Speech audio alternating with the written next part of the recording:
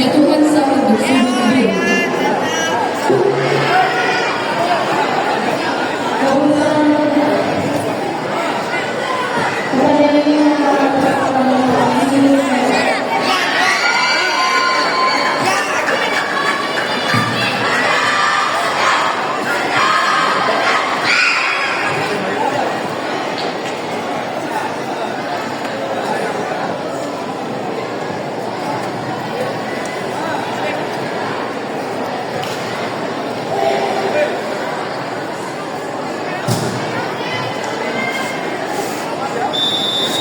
Teguran satu sudut merah.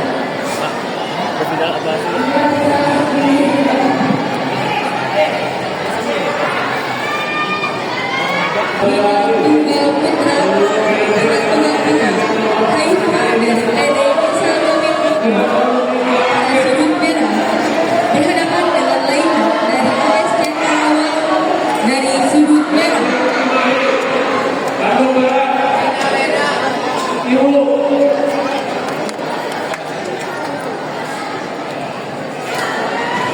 Keputusan pemenang atas permintaan pendamping Persela, sudut biru tidak bisa melanjutkan pertandingan, maka pertandingan ini dimenangkan sudut merah dengan menang